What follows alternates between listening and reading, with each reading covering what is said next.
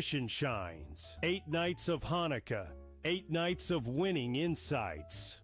They may come out slow, so you might be able to get a better number. Wow, they're favored. With SportsGrid, every night is another chance to win. No pick sixes today, they cover. So let's crunch it up. Let's make it happen. Let's give you our favorite props. Let your Hanukkah winnings brighten your celebrations. Happy Hanukkah from all of us at SportsGrid. The two guys that can do it all. Too much electricity this morning. This is a good time. We're having a lot of fun. I had to do a triple take. Ka-ching! Why? Because of parity. I didn't mean to offend. Yeah, it's not going to happen. Load management is a dirty word. Let him rip. You know what? Circumstances provide the results. What? How do you do this once? Oh, Donnie, you got such a good show there. A network that is booming. The Early Line, only on SportsGrid. Right here with you on Pro Football Today on SportsGrid. Odds in motion, trying to see what lines have moved throughout the week. Never felt more comfortable in this set than I do for this year. I'm ready. I'm just getting angry. The hot takes are going to be here all long, people. You don't want them to go 13-0 and then lose the first round of the playoffs. Red. This is their last shot. They don't really have anywhere else to go yet. Hot take. By the time I hit, I guess what, Route 33 up here, that ticket's cashing. Only on SportsGrid. In the heart of winter, when nights grow long, we come together under these lights. A team, united by purpose. Fans, bound by passion. Each holding a small flicker of hope in their hands. At SportsGrid, we believe that even the darkest nights can't dim the unity we share. One team, one stadium, one shining moment. This holiday season, we shine brighter together. Happy Hanukkah from all of us at SportsGrid.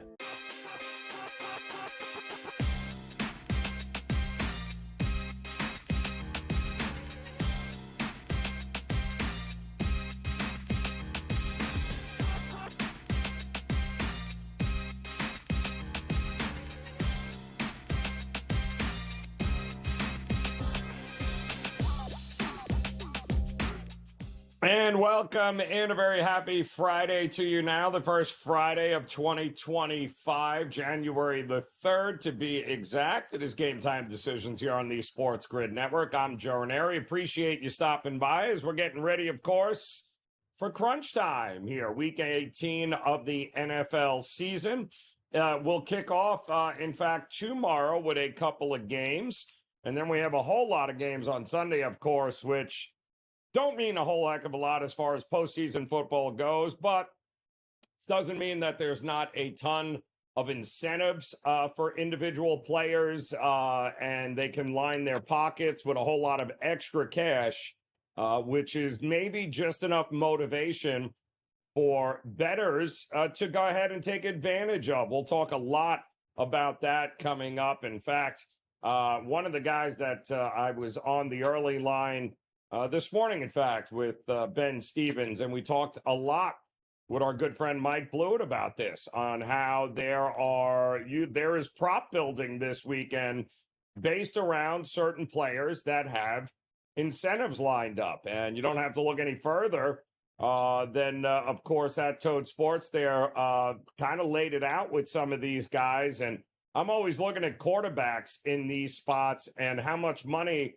is on the table, and how about their receivers? And if you look at that Seattle game, as they're taking on the Rams, who will have absolutely nothing to play for at this point, I would imagine Geno Smith is about 200 yards shy of an extra $2 million for total yardage thrown this year, not to mention that I believe if he maintains the 70% completion percentage, which he's at right now, if he maintains that, that's an extra $2 million. So it would certainly be very cost efficient for Geno Smith to maintain, not only throw over the yardage prop, get himself at least 200 or more yards throwing the ball, but it would also help Jackson Smith-Njigba if he got over, I think, close to 80 yards.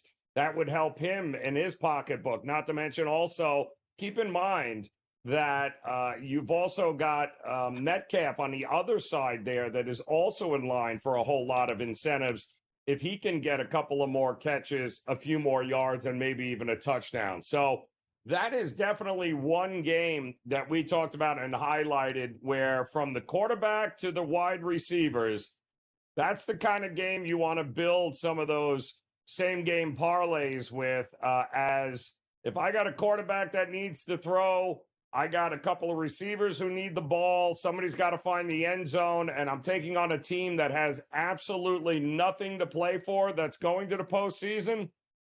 That might be a game I would fixate on. But that game is Sunday. In the meantime, tomorrow we're kicking off with one of the most unbelievable lines you will see in a NFL season. The Cleveland Browns are taking on the Baltimore Ravens. And don't adjust your television screens. It's not a misprint, but the Ravens are now laying nearly 20 points in an NFL game, not a AA college game, not Division II or Division III. No. This is a NFL game in which one team is being given 20 points, which is one of the most absurd numbers you will see at any given time in the NFL, as if the guys on the Cleveland Browns don't get paid to also make football plays here. Very strange line. We learned, of course, that all sorts of issues with the quarterback spot there for the Cleveland Browns. Bailey Zappi looks like he's going to be under center, and this isn't his first NFL start, so it's not like, they rolled him out there and he's never played an NFL game before. The Ravens, all they have to do is win the game.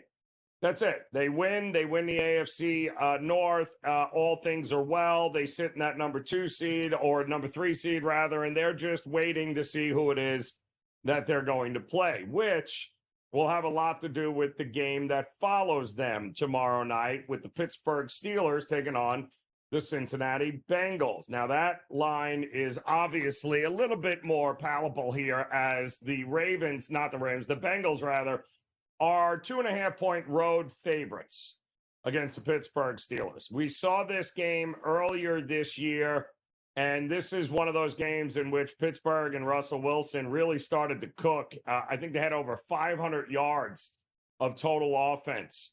But that Cincinnati Bengals defense has gotten, shall we say, better over the last month here than when the first time they played. But the problem is the Pittsburgh Steelers defense has not gotten better. In fact, we're looking at a Pittsburgh Steelers defense that has given up 90 points in the last 3 games. I'll repeat, 90 points in the last 3 games. So if there's a defense that you can't trust right now, it is not the Cincinnati Bengals.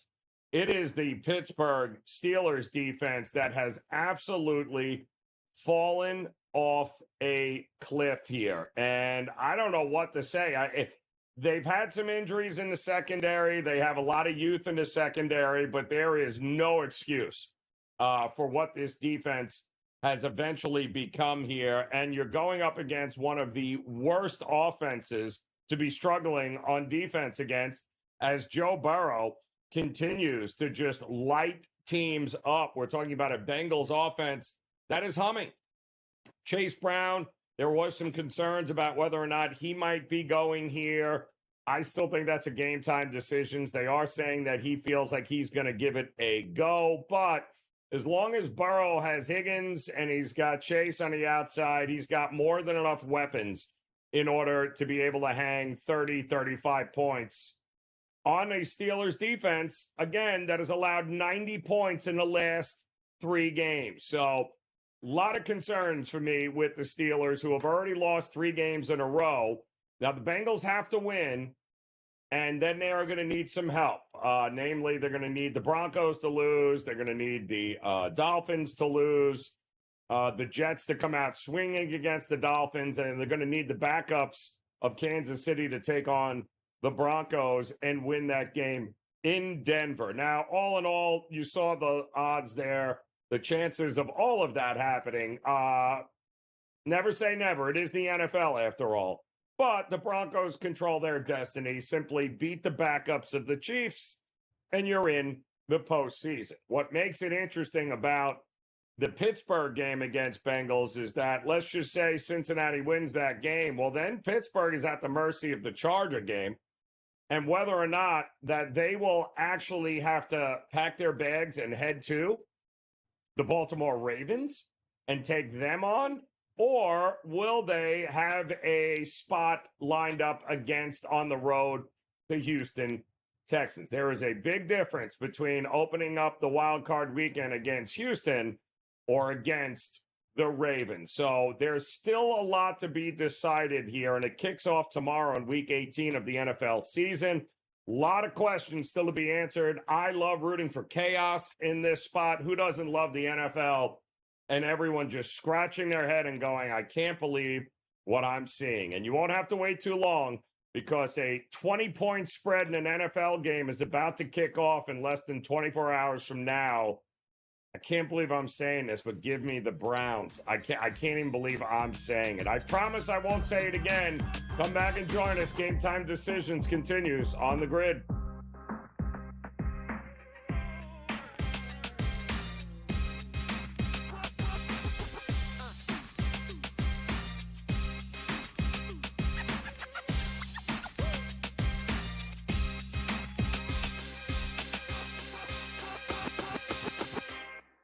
So my team didn't win this weekend, but I still did with this app that's taking over the game. Sports Millions Pick'em lets you make quick and easy predictions. Pick your favorite players, go higher or lower, and you can still win big even if your team loses. Plus, the multiplier is insane. With just a few picks, you can win big money. So get on it. They've got a welcome bonus to help you start off your winning streak.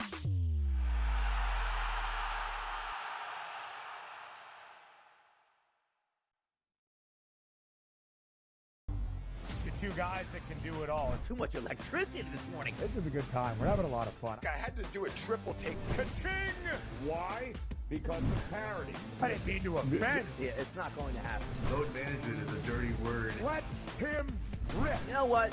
Circumstances provide the results. What? How do you do this once? Oh, Donnie, you've got such a good show there. A network that is booming. The Early Line, only on SportsGrid. Your gut says Miami is going to win, and you should take the over.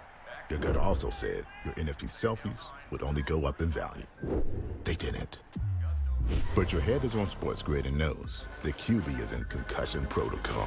The backup has a 45 QBR against the zone coverage. The New York D has the most sacks in the league. So yeah, trust your head. It's smarter to be on SportsGrid.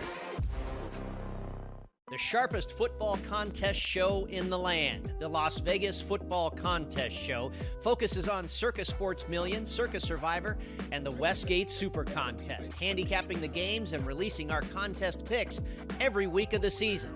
With two former Super Contest winners, Brady Cannon and James Salinas, a former NFL player, Mike Pritchard, and over $1 million in contest prize money won combined, the Las Vegas Football Contest Show will have you prepared this season like none other. It's a new era in CFB to start off this year, put on full display. My take on this game is simple. I know some people will be upset about it. Good riddance to the Pac-12. Can you do it in terms of the week to week to week? I don't see a pathway for this team to miss the college football playoffs. We want to make sure you have those best bets in the entirety of our betting cards. That was Lincoln! But he had that program was already going there! Only on SportsGrid.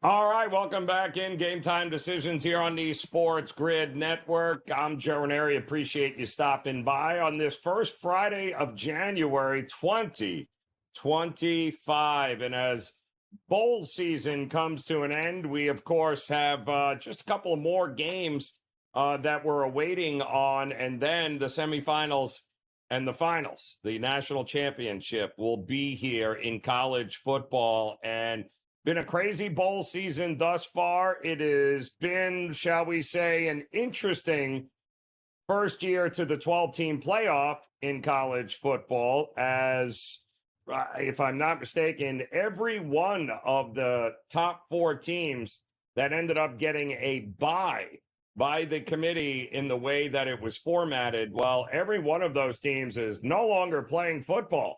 From what I understand, Boise State, gone. Georgia, gone. We've got Oregon, gone. Arizona State, gone. So we've got a bit of a problem here, I would say, moving forward with the way that the College Football Committee and those in charge put this together. I do think, and all that we're reading and hearing is that, yes, they are going to be looking to adjusting the seeding and maybe reseed after the first round, as teams like, Boise State and Arizona State are saying, why in the world are we not getting a home game if we're the higher seeded teams? Why should the home field advantage only apply to those teams who ended up having to go in the quarterfinals there? Teams like Penn State and Notre Dame. And it's a legitimate question. I do think there's going to be some sort of system in place where reseeding will take place after those initial games. However, it's all about the money in college football, and we know this.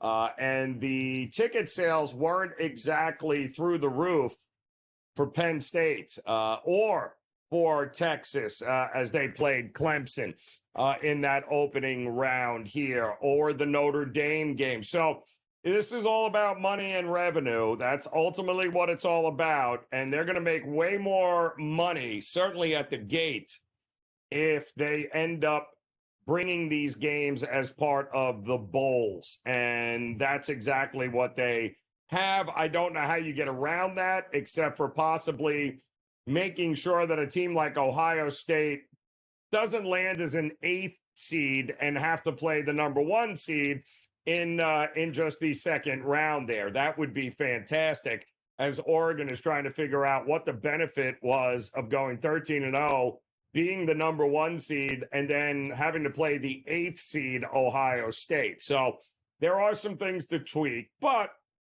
ultimately, at the end of the day, we have 4 blue blood college football programs that are going to be battling for a national championship. And ultimately, these are the 4 most consistent and best teams in college football.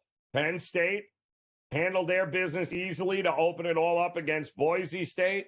Now, in the Orange Bowl next Thursday, they get to take on Notre Dame, who was clearly the better team against Georgia. And while, yes, Georgia did have a backup quarterback in Stockton, make no mistake about it, I don't care who the quarterback was. You could have thrown Beck behind center.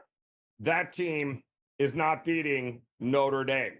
That Notre Dame effort defensively was huge. I think that is going to be one of the better defensive matchups of the playoffs here. Notre Dame's defense, no joke.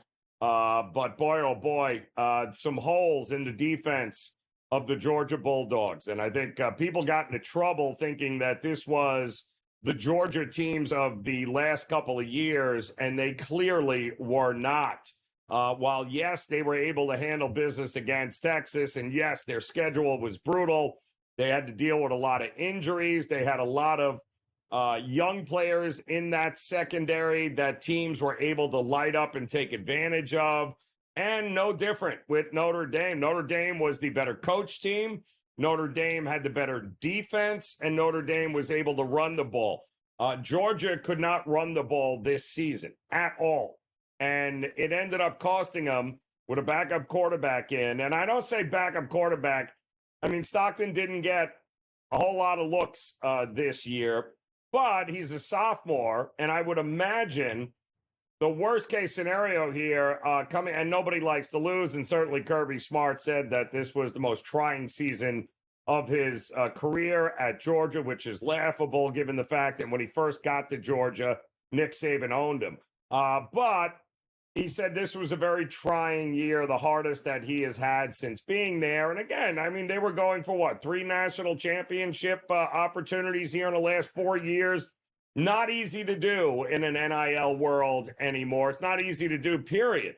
But they had some holes. They had some deficiencies on that roster, and styles make fights. And that the Notre Dame team, both defensively and offensively, mobile quarterback, who that defense just could not contain, that was a problem. And ultimately, that game was decided in the final 30 seconds of the second quarter and in the first minute of the third quarter. And that was all she wrote. Give Notre Dame credit.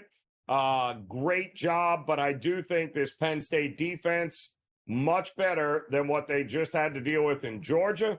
And this is a much different defense than what Penn State had to deal with at Boise State. So I think this one's going to be a great game. I think this game is going to be better than the game at the Cotton Bowl, which, of course, will be Texas taking on Ohio State. And as good as Ohio State's defense looked at Oregon, I do think Texas is going to have some success moving the ball there. I also think that this Ohio State offense, the way they're playing right now, they are going to have an opportunity to get some points on the board. I think that of the remaining two games is going to be the most entertaining from a scoring perspective, because I don't know we're getting a ton of points in Penn State and Notre Dame.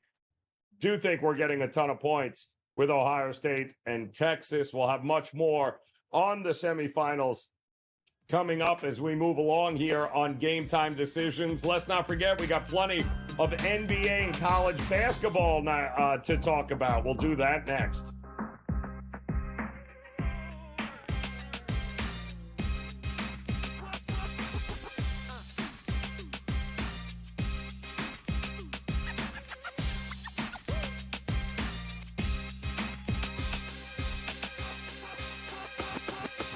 As the candles flicker, a new tradition shines. 8 nights of Hanukkah, 8 nights of winning insights. Like, they may come out slow, so you might be able to get a better number. Wow, they're favored. With SportsGrid, every night is another chance to win. No pick sixes today, they cover. So let's crunch it up. Let's make it happen. Let's give you our favorite props. Let your Hanukkah winnings brighten your celebrations. Happy Hanukkah from all of us at SportsGrid.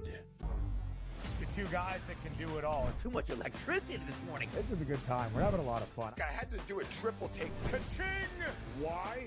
Because of parity. I didn't mean to offend. Yeah, it's not going to happen. Load management is a dirty word. Let him rip. You know what? Circumstances provide the results. What? How do you do this once? Oh, Donnie, you got such a good show there. A network that is booming. The Early Line, only on SportsGrid. Right here with you on Pro Football Today on SportsGrid. Odds in motion, trying to see what lines have moved throughout the week. Never felt more comfortable in this set than I do for this year. I'm ready. I'm just getting angry. The hot takes are going to be here all long. You don't want them to go 13-0 and then lose the first round of the playoffs. Red. This is their last shot. They don't really have anywhere else to go yet. Hot take. By the time I hit, I guess what, Route 33 up here, that ticket's cashing. Only on SportsGrid. In the heart of winter, when nights grow long, we come together under these lights. A team, united by purpose. Fans bound by passion. Each holding a small flicker of hope in their hands. At SportsGrid, we believe that even the darkest nights can't dim the unity we share. One team, one stadium, one shining moment. This holiday season, we shine brighter together. Happy Hanukkah from all of us at SportsGrid.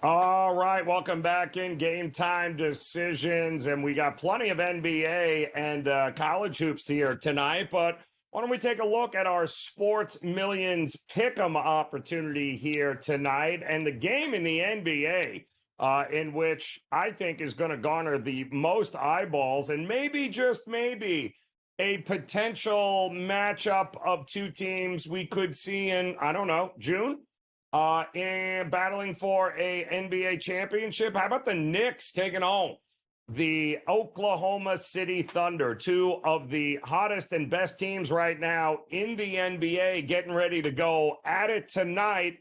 And when we look at some of these players tonight that we can focus on, how about with the New York Knicks? How about Cat? Karl Anthony Towns, who is unbelievable this year. You want to talk about a one-sided trade. Everyone thought that the trade with the Minnesota Timberwolves was equal. Both teams won, I believe, is what people were saying there. Yeah, no, the Knicks won that trade, and you don't have to look any further than what he has brought to this team, not just from a experience standpoint, but matchup-wise and scoring-wise, he has been an absolute monster. No longer is it just Jalen Brunson and hopefully enough bench guys that can add points to what he's doing. No. No, when I look at Karl Anthony Towns, 22.5 points, higher, all day long, higher than 22.5 points here for the New York Knicks. Love Karl Anthony Towns in this spot, who usually thrives pretty good here, and he did a pretty good job against them last year, this Oklahoma City Thunder team, when he was with Minnesota. His ability to be able to pull up from the outside as well as inside. Now, again, no Chet Holmgren here. Hartenstein is not going to be battling here against Karl Anthony Towns. Two totally different players. You're not going to be able to stop Cat. So I like higher than the 22.5. And then it's Oklahoma City. How in the world are we looking at about anybody other than SGA? Shai Gilgeous-Alexander tonight, 30.5 points.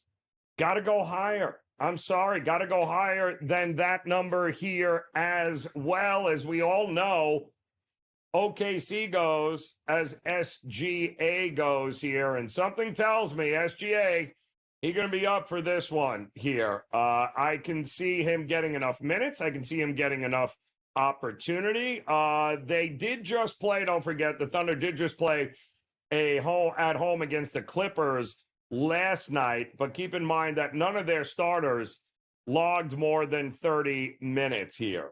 We did see Jalen Brunson and Miles McBride on the injury list there. Both are questionable for the Knicks, but even if they play, we're talking about a Thunder team here that is 15-2 at home, and all 15 of those wins at home have come by at least 5 points or more.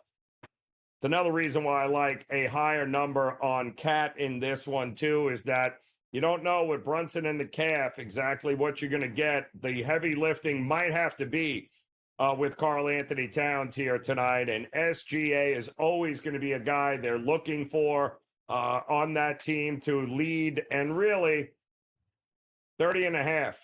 Got to go higher on that one. I do like the over for the game as well. So I do think there's plenty of opportunities here to enjoy this game tonight, but that would definitely be my recommendation for tonight's Sports Millions in-game opportunities. So love it. Looking forward to the great slate of game here tonight in the NBA, because that's just one of the good games that you can take a look at there, with Karl Anthony Towns going higher, 22.5 points, and of course SGA higher as well on 30.5.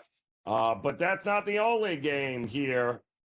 Boston, who just squeaked a win out against Minnesota last night, traveling to Houston. Could this be a little preview of what things in the playoffs to come? Maybe an NBA championship battle, East Coast, West Coast. Interesting. We'll talk about the slate of games here tonight when Game Time Decisions continues on the grid.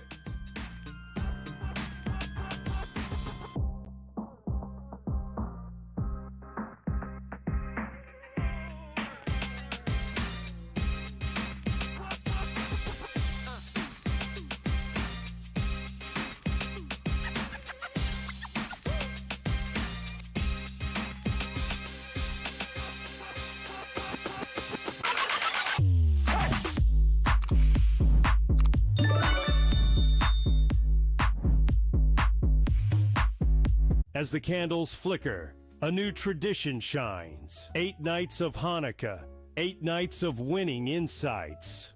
They may come out slow, so you might be able to get a better number. Wow, they're favored. With SportsGrid, every night is another chance to win. No pick sixes today. They cover. So let's crunch it up. Let's make it happen. Let's give you our favorite props. Let your Hanukkah winnings brighten your celebrations. Happy Hanukkah from all of us at SportsGrid.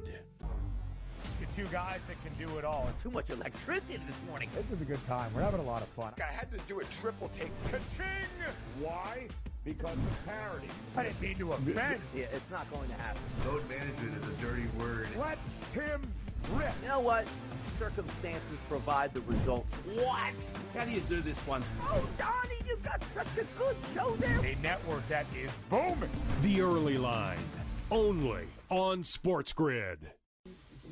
Right here with you on Pro Football Today on SportsGrid. Odds in motion, trying to see what lines have moved throughout the week. Never felt more comfortable in this bet than I do for this year. I'm ready. I'm just getting angry. The hot takes are going to be here all long, people. You don't want them to go 13-0 and then lose the first round of the playoffs.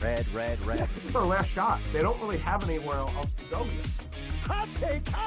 By the time I hit, I guess what, Route 33 up here, that ticket's cashing. Only on SportsGrid. In the heart of winter, when nights grow long, we come together under these lights. A team, united by purpose. Fans, bound by passion.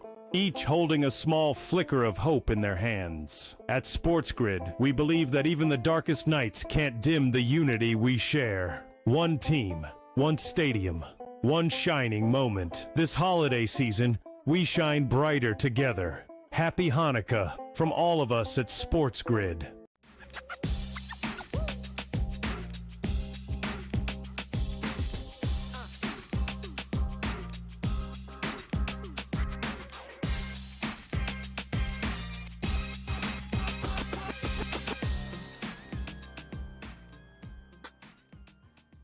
It's getting hot in here. Game time decisions on this Friday as we kick off 2025.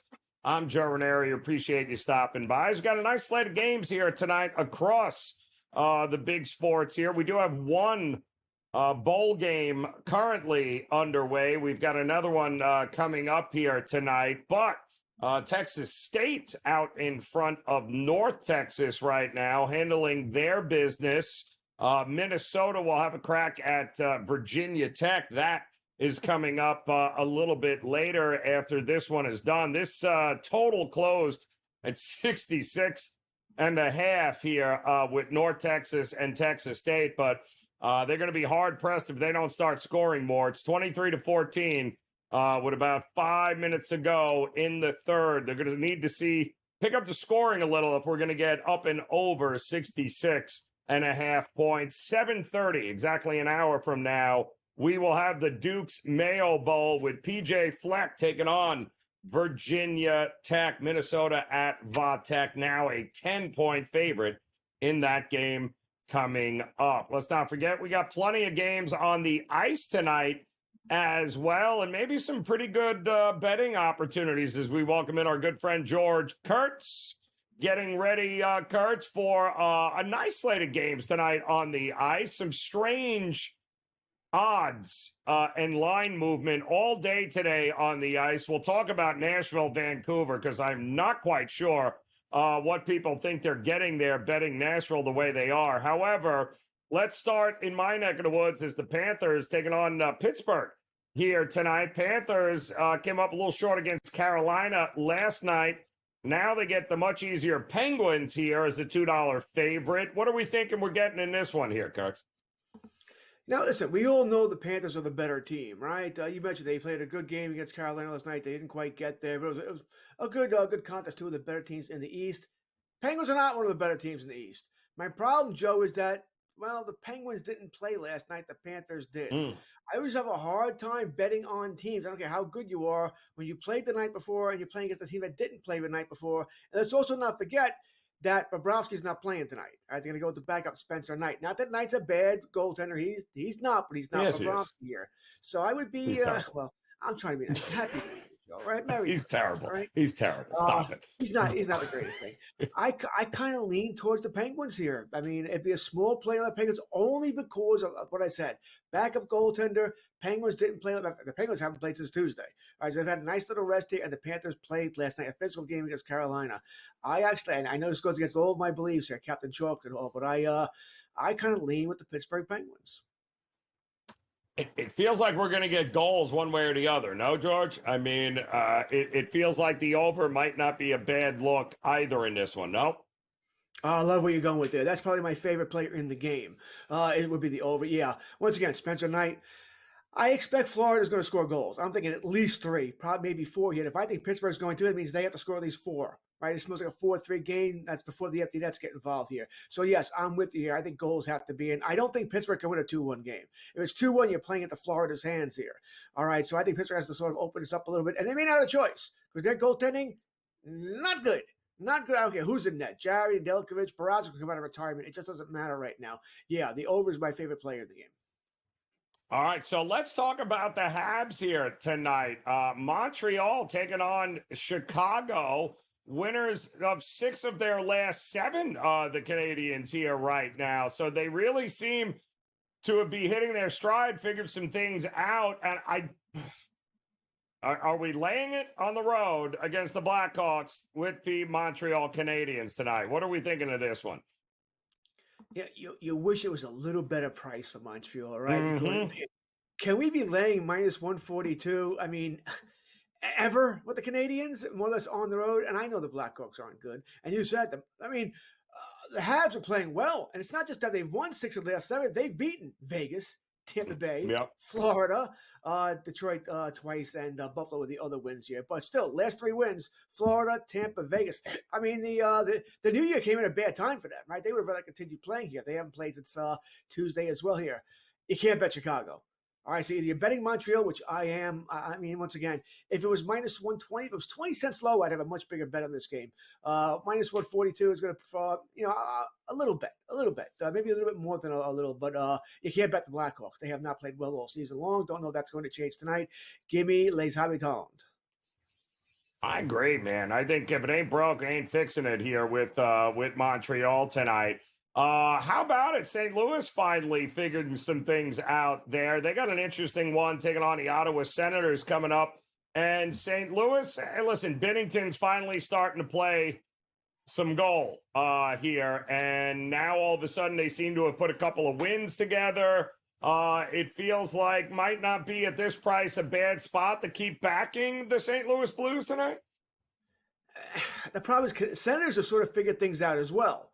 All right. Now, listen, I know they're in a little bit of a struggle here. There was 3 of the last 4 now, but that's after they won 6 straight. So depending how you look at it, hey, they've won 7 of the last 10. All right, so they've sort of figured things out here. So this is a little tougher one for me. That's why once you look at the numbers here, it's pretty much a pick 'em here. All right, minus 115 St. Louis, minus 104 Ottawa here. So no true advantage either way here. I like both teams. Neither team's going to be a great team this year, right? We know that. They're both middle of the road teams. So you don't know you're going to get game in and game out. Do I think the Blues win? Yeah, I do. Minus 115, fine. You want to throw something on it? I know once again, you look at the Senators' last couple of games, yeah, it's right around the 5-6 mark. 4 goals, 6 goals, 5 goals, 6 goals. So that's why you're getting 5.5 here. I still lean the over. I need a lot of guys who can score in this game, right? Brady Tkachuk, Stützle, Batherson, and you got Kyrou, Robert Thomas, Buchnevich, my favorite name in hockey, Buchnevich. So I'm going to go the over. Give me the Blues and the over, but nothing big here. Should be a good game. All right, so I don't know how many times, George, on this show, you and I have sat here and we have told people this is not your parents' Anaheim Ducks anymore. They are a dangerous team that doesn't get priced, and you can get them at a pretty good number. And Kurtz, let's look at. We talked about it when they were playing New Jersey, then Winnipeg. Boy, that turned out to be pretty decent. Now they're taking on the Oilers, which, correct me if I'm wrong, didn't they just end up beating them a couple of back on the 29th of December, 5-3? What's going on here, Kurtz? Are we taking the puck line, or what are we doing here? Yeah, once again, I ate it last night with the Ducks. They came out 2-0 deficit. 2-0. They're down to Winnipeg. I don't think it was that my final leg of a parlay, whatever it was. It wasn't good that they came back and won that game. Me and Matthias, both of us weren't happy about that. That being said, and you're right, by the way, Anaheim did beat Edmonton. I think it was the 20th. It was a Sunday. They beat the Oilers here. But once again, Ducks played last night. Winnipeg. Edmonton, no play last night. All right, so how do you bet this game? I mean, once again, you're not laying 465. That's nuts. All right, minus 170 on the goal line. You can't do that either. So you're forced either to take Anaheim or you got to find some kind of parlay. All right, if you want to bet the game straight here. I mean, but what's the parlay? You want to go Edmonton and Montreal? That's not great. Edmonton and Pittsburgh? No. There's no great way to play this game tonight. I think we're going to get goals tonight. That's generally what we see with these two teams here. You're not going the over either. That's 6.5. So this is even an in-game play, which I can see. Or, once again, why don't we take some props? All right. Leon Draisaitl scores every game. Seems like they score 4 goals every game here. Leon Draisaitl, anytime goal. McDavid, power play points. Something along those lines be how I'll attack this game here. I'm not going to play the game. The numbers are too whack. There's no parlay for me to play with this unless I want to go with tomorrow. If I want to play this with tomorrow's games, okay, then I can find a parlay here. But I'll take my anytime goal scorer, Leon Draisaitl, Connor McDavid, 2+ points. Why are we betting Nashville like we know the score already here, George, against Vancouver? It opened up minus 125. It's almost up to $2. It's because Pedersen and Quinn Hughes are out, right? 2 big misses for the Vancouver Canucks, the injuries. That's why people are going nuts on Nashville. Still, I would take Vancouver here. I wouldn't take Nashville. Nashville can't score goals. No Demko tonight. I mean, wow, is that a unbelievable situation there? All right, George, we appreciate it as always. Game Time Decisions continues on the grid.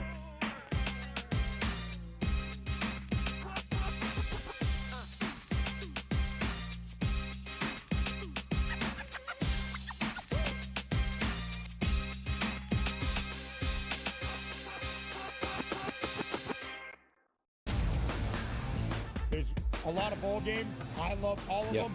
Even if you don't like bowl games, you got to love the Pop-Tarts Bowl and what it means for college football. Who doesn't get excited for Pop-Tarts? But also, this is one of those where, Ben, I guess you could put your kids through college.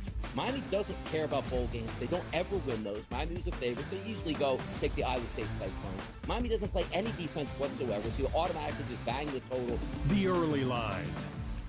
Only on SportsGrid. How do you find some of this great talent that you've brought in, who are still early in their career, might not have a ton of tape on them yet? I've been around this business, man, for almost 20 years. So a lot of these guys will tell you that I popped into a lot of gyms, sparred, or just worked on the side, or, kind of worked out, just watching. I've always loved this sport, man. I think it's the greatest. And we want to continue to put on the next up-and-coming superstars. We know we got them. Only on SportsGrid. Anyone that's been to a sporting event, the atmosphere before a game, I think Game Time Decisions has that same exact atmosphere. This is our arena. This is what we do. There is going to be an energy to Game Time Decisions that you will feel night in and night out. The excitement you get when you lock your bets in, when you're figuring out what you want to do, we can zone in on the biggest games each night. I want this to be the place that people come to before the games start so they feel as ready as possible to lock in their cards. We are going to hit every single one of those markets that you need to know about. We're going to go through every single thing, and I've got a great team behind me that's going to help me get the job done. There is not going to be a better place, I promise you, than Game Time Decisions to get that new information, react to it, and be able to then bet accordingly. We will have everything at our disposal, and we will use that to our advantage. I'm Kevin Walsh. Tune into Game Time Decisions from 6 to 8 p.m. Eastern on SportsGrid.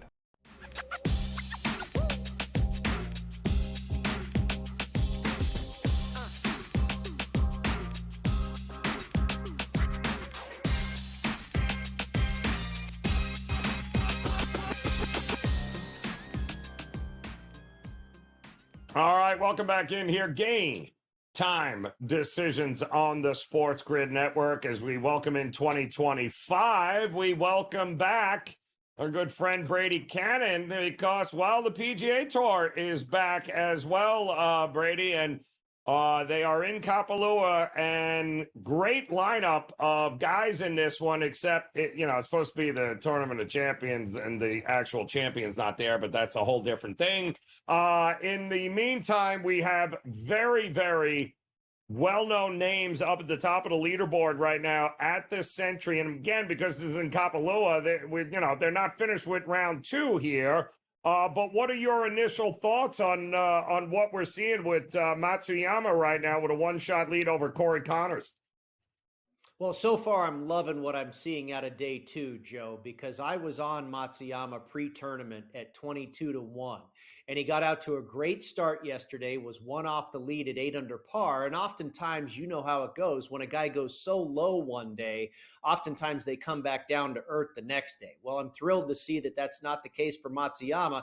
In fact, he's gone out to the lead, and the only bad thing right now is he just parred a par 5. You like to take advantage of those long holes and make birdies, but he's got 3 holes left. Hopefully he can add at least another 1 or 2 birdies here and go into the 36-hole lead with a 2 or 3 shot margin. And, in a birdie fest, you like to be the front runner.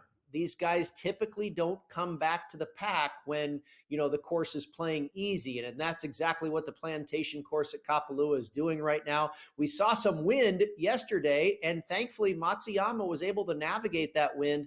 But the rest of the week, it's not supposed to blow too bad. So you're probably going to see low scores continue here.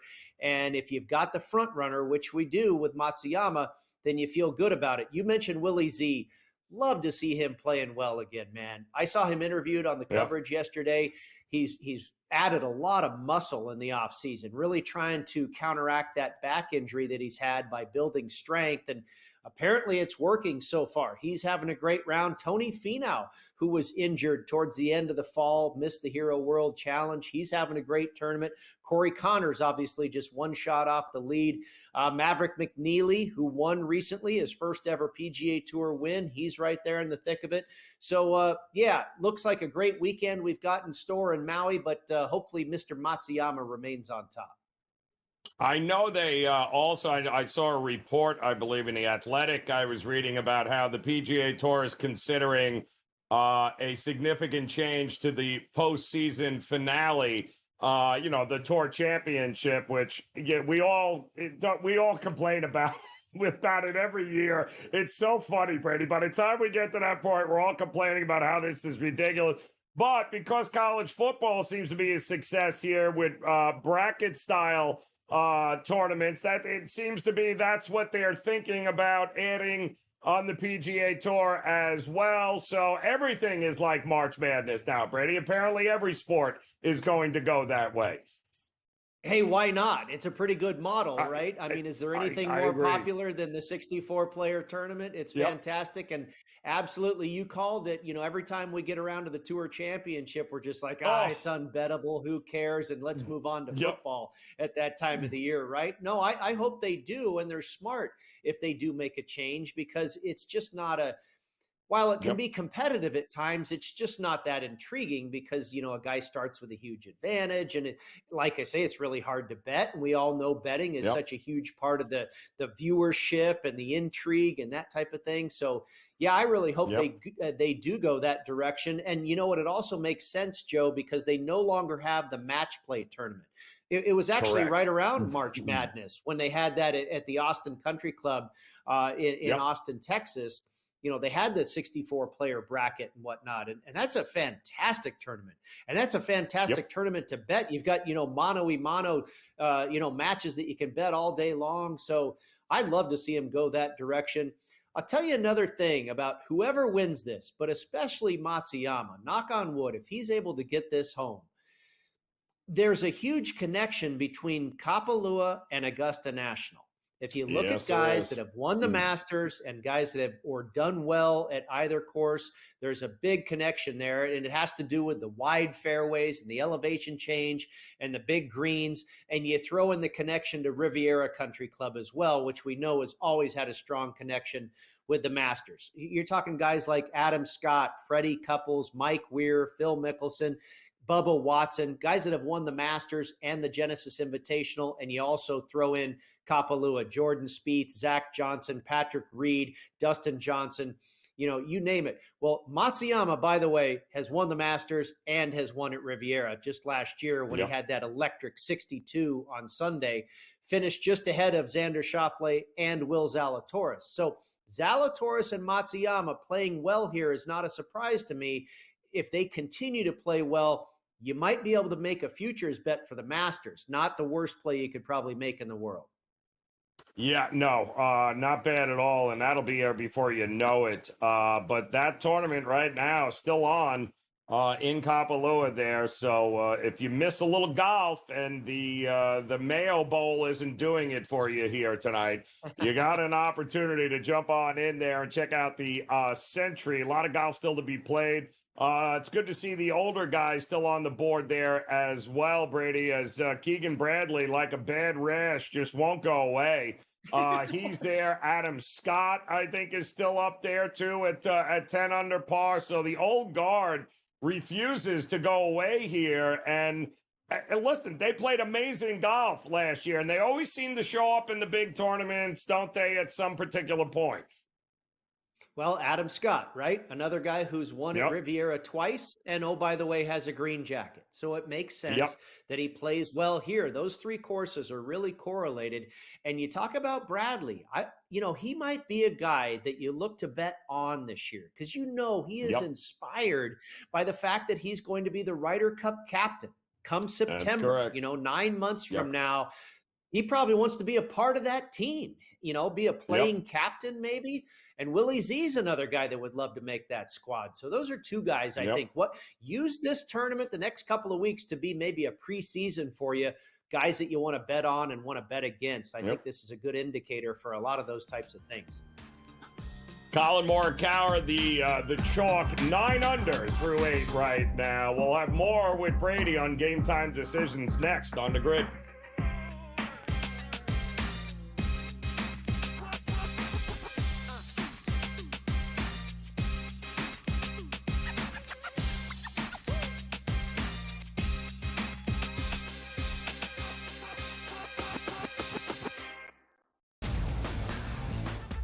A lot of bowl games. I love all of them. Even if you don't like bowl games, you got to love the Pop-Tarts Bowl and what it means for college football. Who doesn't get excited for Pop-Tarts? But also, this is one of those where, Ben, I guess you could put your kids through college. Miami doesn't care about bowl games. They don't ever win those. Miami's a favorite. They usually go take the Iowa State Cyclones. Miami doesn't play any defense whatsoever, so you automatically just bang the total. The Early Line. Only on SportsGrid. How do you find some of this great talent that you've brought in, who are still early in their career, might not have a ton of tape on them yet? I've been around this business, man, for almost 20 years. So a lot of these guys will tell you that I popped into a lot of gyms, sparred or just worked on the side or, kind of worked out, just watching. I've always loved this sport, man. I think it's the greatest. And we want to continue to put on the next up-and-coming superstars. We know we got them. Only on SportsGrid. Anyone that's been to a sporting event, the atmosphere before a game, I think Game Time Decisions has that same exact atmosphere. This is our arena. This is what we do. There is going to be an energy to Game Time Decisions that you will feel night in and night out. The excitement you get when you lock your bets in, when you're figuring out what you want to do, we can zone in on the biggest games each night. I want this to be the place that people come to before the games start so they feel as ready as possible to lock in their cards. We are going to hit every single one of those markets that you need to know about. We're going to go through every single thing, and I've got a great team behind me that's going to help me get the job done. There is not going to be a better place, I promise you, than Game Time Decisions to get that new information, react to it, and be able to then bet accordingly. We will have everything at our disposal, and we will use that to our advantage. I'm Kevin Walsh. Tune into Game Time Decisions from 6 to 8 p.m. Eastern on SportsGrid.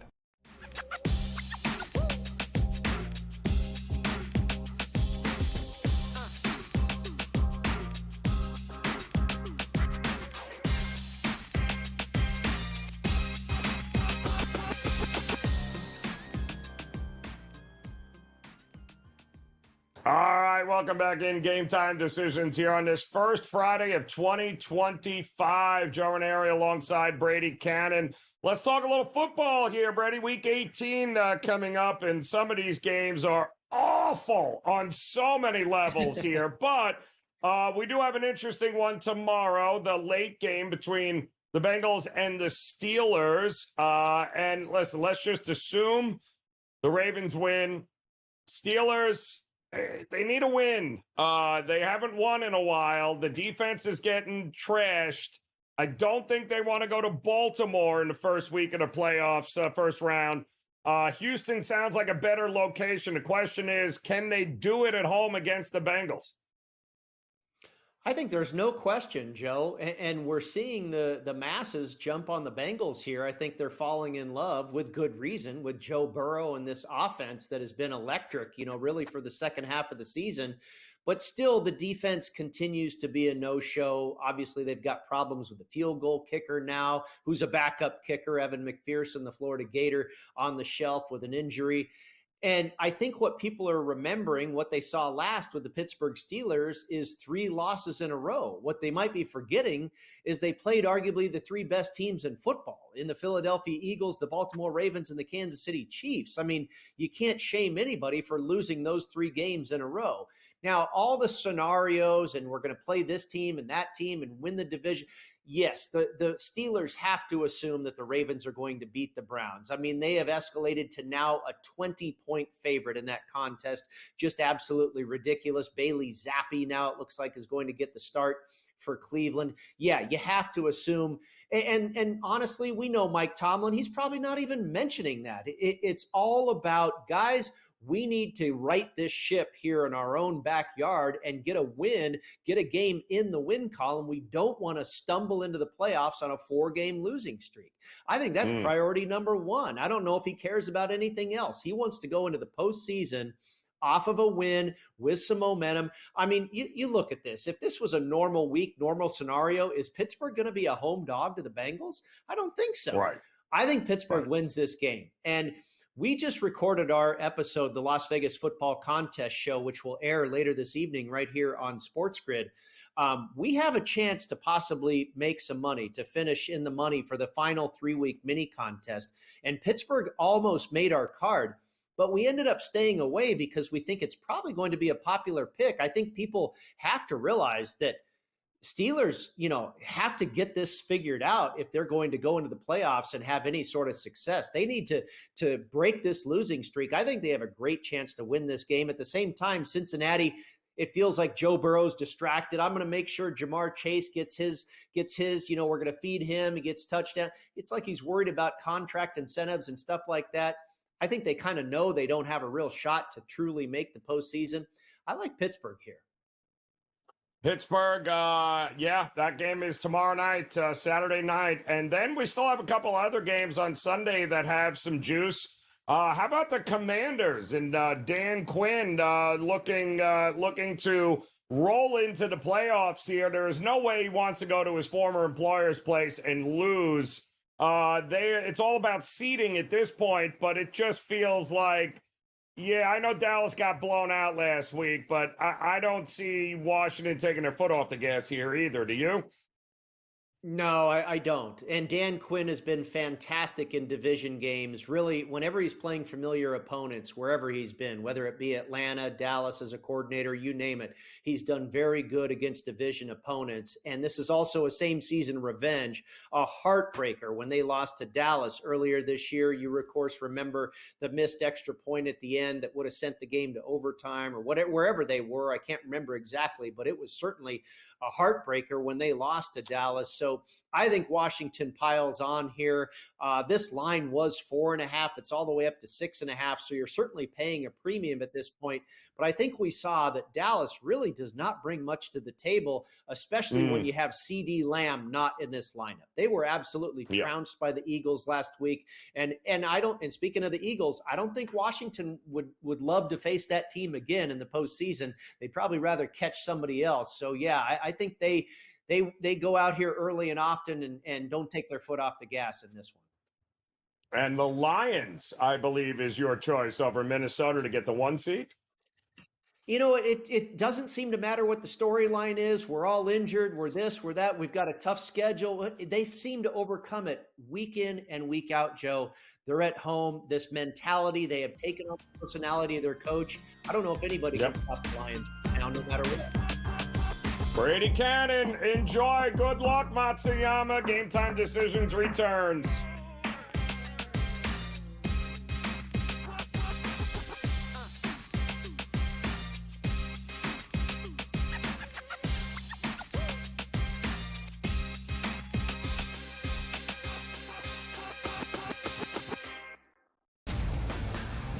There's a lot of bowl games. I love all of them. Even if you don't like bowl games, you got to love the Pop-Tarts Bowl and what it means for college football. Who doesn't get excited for Pop-Tarts? But also, this is one of those where, Ben, I guess you could put your kids through college.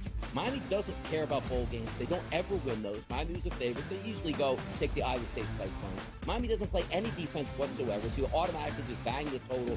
The Early Line. Only on SportsGrid. How do you find some of this great talent that you've brought in, who are still early in their career, might not have a ton of tape on them yet? I've been around this business, man, for almost 20 years. So a lot of these guys will tell you that I popped into a lot of gyms, sparred or just worked on the side or, kind of worked out, just watching. I've always loved this sport, man. I think it's the greatest. And we want to continue to put on the next up-and-coming superstars. We know we got them. Only on SportsGrid. Anyone that's been to a sporting event, the atmosphere before a game, I think Game Time Decisions has that same exact atmosphere. This is our arena.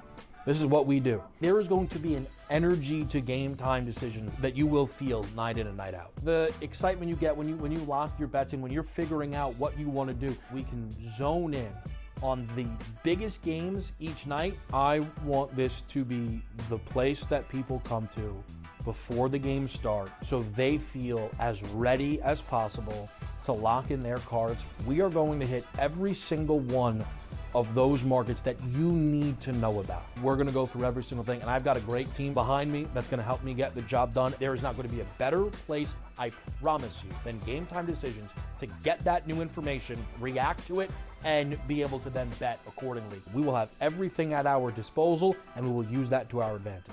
I'm Kevin Walsh. Tune into Game Time Decisions from 6 to 8 p.m. Eastern on SportsGrid.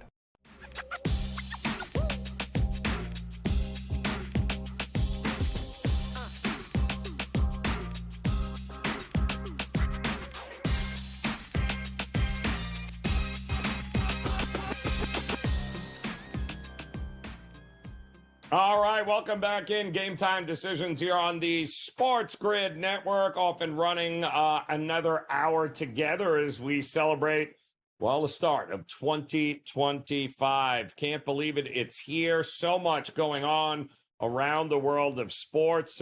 We just talked the last hour, our good friend Brady Cannon. The PGA Tour is back in action in Kapalua right now. That tournament, a little late night golf action, if you so desire here, the Century. And then, of course, plenty of NBA action tonight. We got the Knicks taking on the Oklahoma City Thunder, Celtics on the road taking on the Houston Rockets, college basketball. It's always good when you got Michigan State getting points at Ohio State. So Coach Izzo and company as a dog tonight against Ohio State, the Buckeyes here. So a lot happening, including some great games on the ice tonight in the NHL. And who better to talk hockey with than our good friend Joe Madden to kick off 2025. Joe, welcome in. Happy New Year. And let's face it, some interesting games and odds tonight in some of these spots here. But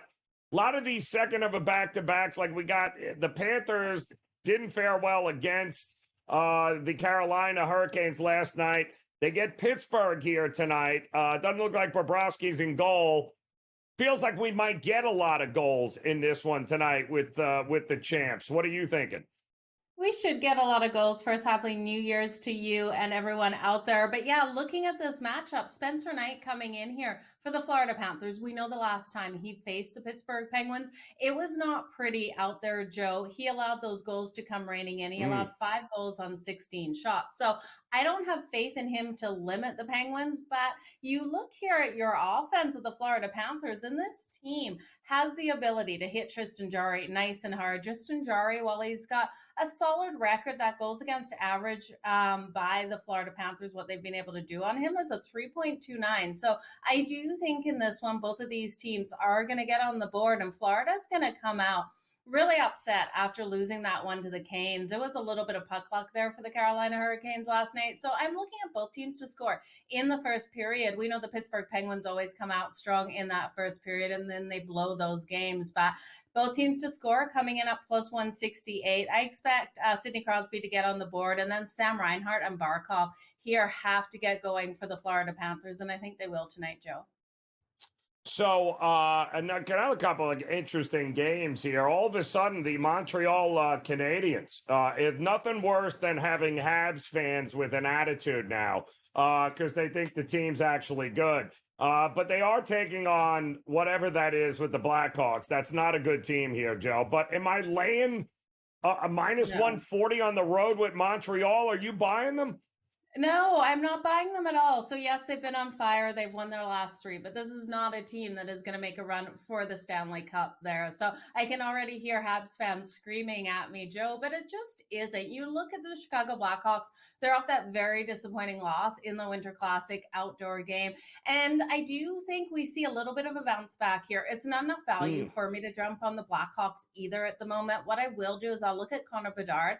I expect Connor Bedard to be able to come out, get those points on the board tonight. 2+ points here for Connor Bedard coming in at plus 300. And then I'm going to play around with Montreal. Montreal's been on fire. They've been on the road. First night of a back-to-back, though, and they have Colorado on deck. Starting Sam Montague, they're starting their better goaltender tonight, hoping to get that win. But you know this is a classic letdown spot with what they're able to do to Florida and then Tampa and then Vegas. This team's just rolling way too hot right now to step in front of, but not enough value to take them here on the money line. So I will parlay Nick Suzuki and Cole Caulfield for a point each. When we do so, it's coming in at plus 100. So I got Connor Bedard for the Blackhawks for 2+ points, and then Nick Suzuki and Cole Caulfield for a point each at plus 100, Joe. I love it. All right, so another interesting game tonight, one in which we were scratching our heads last hour talking with George Kurtz. Saw this line at minus 125, 130, and that was Nashville as a favorite on the road against Vancouver. Joe, it's been bet up to almost $2. It's almost as if they know the outcome of this game. This is Nashville on the road. And why is everybody betting? I don't understand what the love is here with Nashville in this game. Yeah, it's ugly here. You can't lay this with the Nashville Predators, and you can't count on this team to be able to cover that puck line either. Vancouver has a goaltending issue right now. Lankikin will be playing for his second night of a back-to-back. So everyone expecting the Vancouver Canucks, with having to play Seattle last night in a shootout style game, and then having to travel home, just won't be able to get things done. Well, we know playoff hockey, and we know some of these goaltenders can absolutely stand on their heads.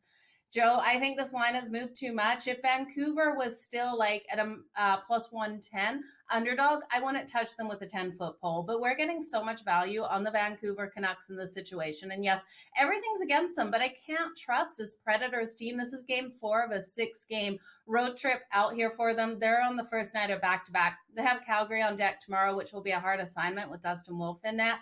But this team doesn't instill a lot of faith. They've lost their last 4 games out here on the road. So I was originally looking at Vancouver's team total and the Predators team total. I think both of these teams can go over their team totals. Vancouver's still sitting at a 2.5. You're now not having to lay as much juice, and you're looking at the Predators team total over 3.5. It's coming in at plus 122. I like the Predators in the first period, but overall, I think Vancouver can win this, and I'm willing to buy it at plus 162. Just way too much value for me, Joe, to pass up on this team, even though they haven't been stellar at home. I'm going crazy all day. I'm watching this number get bet, and I'm like, do they have enough guys to play in Van? Like, what is everybody betting here with Nashville on the road? Not buying it. I'm so glad you made me, you sided with me there, because I'm just scratching my head. It's a principal play. Ottawa taking on St. Louis. Binnington actually playing really well in net for St. Louis. They seem to have turned some things around. They're a slight favorite here at home. What are we thinking here tonight?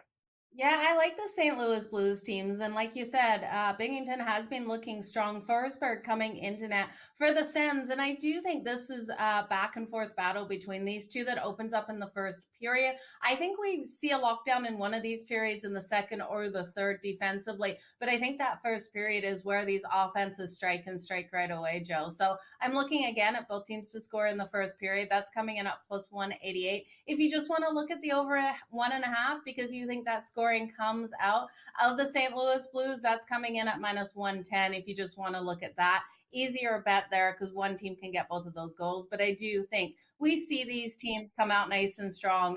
The Sens have been playing good hockey as well. They're strong in that power play, Joe.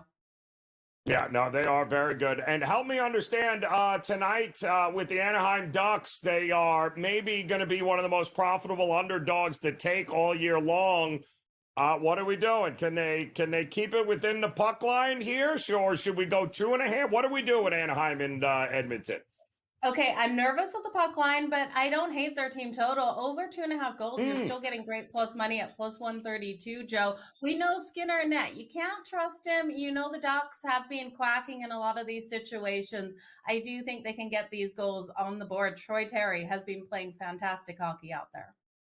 I absolutely love that. I think we got a pretty good opportunity here tonight on ice to get some things done. Joe Madden, Happy New Year. Can you believe it? 2025.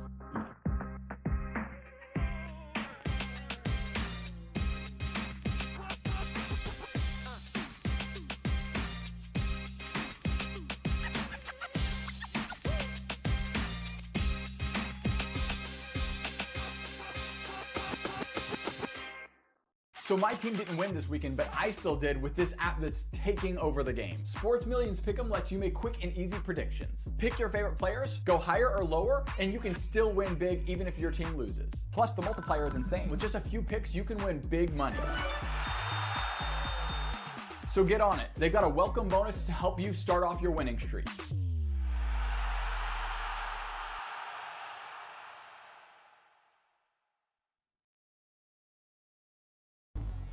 Two guys that can do it all. Too much electricity this morning. This is a good time. We're having a lot of fun. I had to do a triple take. Ka-ching! Why? Because of parity. I didn't mean to offend. Yeah, it's not going to happen. Load management is a dirty word. Let him rip. You know what? Circumstances provide the results. What? How do you do this one? Oh, Donnie, you've got such a good show there. A network that is booming. The Early Line, only on SportsGrid. Your gut says Miami is going to win, and you should take the over. Your gut also said your NFT selfies would only go up in value. They didn't. But your head is on SportsGrid and knows the QB is in concussion protocol.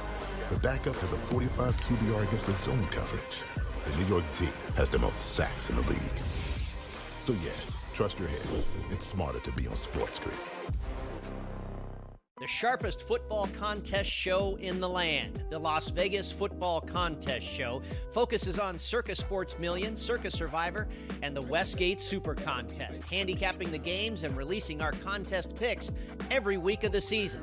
With two former Super Contest winners, Brady Cannon and James Salinas, a former NFL player, Mike Pritchard, and over $1 million in contest prize money won combined, the Las Vegas Football Contest Show will have you prepared this season like none other. It's a new era in CFB to start off this year, put on full display. My take on this game is simple. I know some people will be upset about it. Good riddance to the Pac-12. Can you do it in terms of the week to week to week I don't see a pathway for this team to miss the college football playoff. We want to make sure you have those best bets in the entirety of our betting cards. That was thinking! But he had that program was already going there! Only on SportsGrid.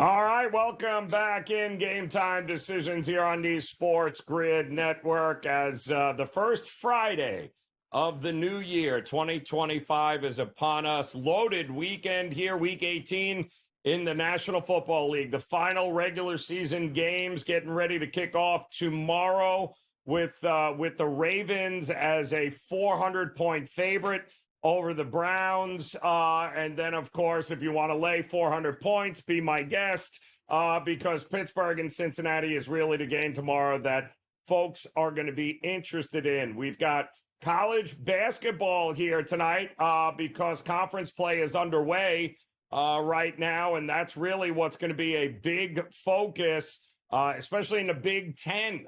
Some great games here tonight getting ready to get underway. Ohio State and Michigan State will be at the top of the list. How about Creighton taking on Marquette, and Marquette laying now double digits, 10, I believe, in that one. Not to mention, of course, the Knicks taking on Oklahoma City. Some really good NBA games. And all of this, by the way, you can follow along with In-Game Live coming up at the top of the hour with our next guest, the one and only Scotty Wetzel. He'll be following all of these games for you here tonight, beginning at 8 o'clock Eastern time. And, Scotty, we do have one bowl game that remains tonight here. Something to do with some sort of mayo or some sort of condiment. I'm not sure what's going on. But the game right now underway with about 5 minutes to go. Texas State 23, North Texas 14. This total was 66.5. And if we're being honest, that was a big ask for a bunch of backup players here. Did you look anyway, as North Texas, by the way, just recovered a fumble, and they'll take over with under 5 minutes to go. How were you looking at that one, Scotty? Yeah, Joe, it's a huge jump from last night, too. Woo. I looked at the line and stuff it was 62.5 last night. And then when I got up on this afternoon to put some action in, then I saw it up at 66. I'm like, holy fudge. You said it. North Texas playing with its fifth string backup quarterback here. I mean, we're talking about North Texas and Texas State anyway, let alone having backups play 60. So, I mean, I bet it, I put it in, unfortunately last night at 62.5, but even that's not looking good. 37 points right now, midway through the fourth quarter here, barring something crazy. Some kind of overtime, 31 all scenario. Maybe we can get to that to get it to overtime to get the over in. But another example of a long list, Joe. You've been doing this a long time. These line movements with stuff like this, it's just more times than not, it ends up being a loser. It really does. I played the over, and it's going to come. Well, you could have this in a 20-point tease, and it's not going to go over the 66.5 at this point. So. No, that was a ridiculous ask here. Did you? But I got to tell you, the line has gone through the roof with Minnesota too. PJ Fleck doesn't usually lose bowl games. It doesn't make a difference what it is. He has his teams ready. Not a lot of opt-outs, taking on a depleted Virginia Tech team. It's 10 now. Scotty, were you looking at this one also? Yeah, again, hate going with the public, but the public is all over Minnesota, Joe. They're all kind of loving that theme of ACC versus Big Ten, and it's worked out. The Big Ten has dominated, 12-2 straight up, 11-3 against the spread in these bowl games when the Big Ten meets the ACC. ACC's been horrible this year in bowl game. Were they 2-10? So there really no real reason, but 9.5. I'm going to do it. It's up from 8.5, up to 9.5. Minnesota's playing well, 9-2 against the spread, at least with the boys in Vegas anyway. Their last 11 games, Virginia Tech only 2-13 straight up as an underdog. Again, they could cover and still lose, but I'm going to do it. I bite the bullet, and I'm going to go with Minnesota again here. Go with the public. I do like the over. I think we're going to get some points. I mean, 43.5, 44 points for a bowl game, even with the backups. I mean, we're not talking about the 85 Chicago Bears here. We should be able to get 44 points in this game, right? Yeah, I agree with you. I would not be shy about getting up and over in bowl games here. And both sides do have some attrition. Certainly Minnesota and the back end, they got a couple of defensive backs that will be playing on Sunday. So, yeah, I do think points are coming in that game here. The NBA tonight, Scotty, some great games here. Yeah. The Celtics tonight, after a nice win, a tough win against Minnesota last night, no Jaylen Brown. It was basically the Tatum show, and he carried them. But now they got to take on a young upstart Houston team. What do we think we're going to get in this one? Yeah, I like two angles with this one, Joe. First off, it's one of my favorites in the NBA. Celtics not only playing on back-to-back nights, they're playing their third game in 4 nights. That's tough. Now, the Celtics aren't one to generally rest their guys. You have to say that about the Celtic team. If you look and see, even though Brown didn't play last night, we'll see if he ends up playing tonight. But third game in 4 nights for me.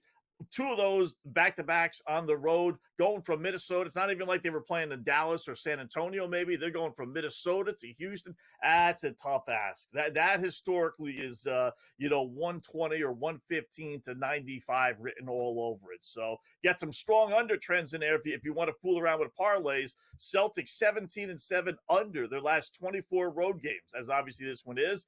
And in the series, believe it or not, for whatever reason, 19-5 under. Last 24 meetings between Boston and Houston. But if you want to sprinkle the parlay, put it with the under. But I do like Houston getting 2.5 points versus a team that's again playing their third game in 4 nights.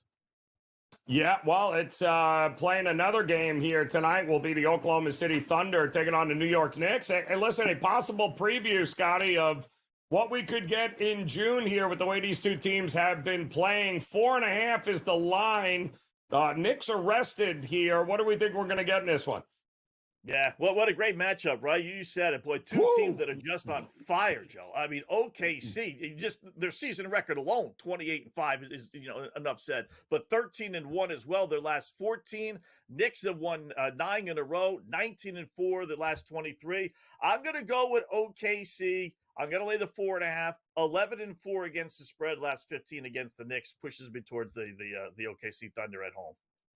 Oh, I like this. All right, so there is one other late night game. It involves the Lakers. I want to get your thoughts on that game, plus some of the hockey stuff there with Scotty Wetzel when Game Time Decisions continues.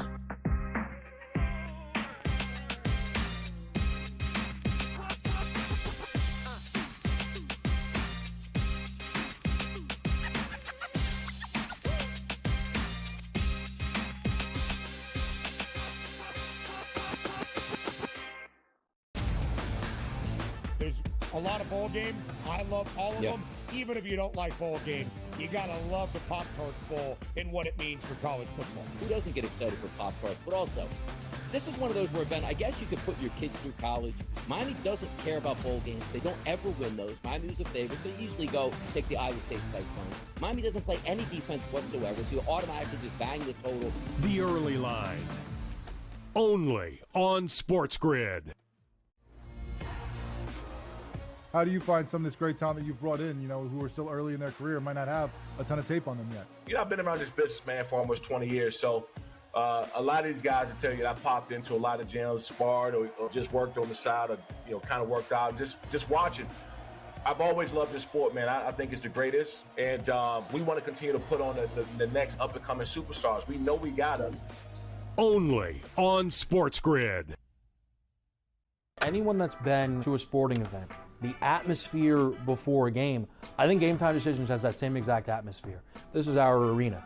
This is what we do. There is going to be an energy to Game Time Decisions that you will feel night in and night out. The excitement you get when you lock your bets in, when you're figuring out what you want to do, we can zone in on the biggest games each night. I want this to be the place that people come to before the games start so they feel as ready as possible to lock in their cards. We are going to hit every single one of those markets that you need to know about. We're going to go through every single thing, and I've got a great team behind me that's going to help me get the job done. There is not going to be a better place, I promise you, than GameTime Decisions to get that new information, react to it, and be able to then bet accordingly. We will have everything at our disposal, and we will use that to our advantage.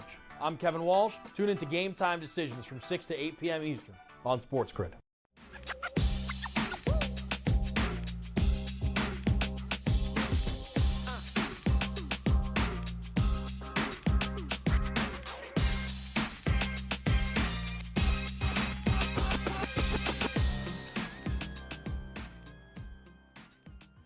All right, welcome back in. Game Time Decisions here on the SportsGrid Network as it's getting good here in the ServPro First Responders Bowl. Texas State 23, North Texas 21 now. About 3:20 to go in the fourth quarter.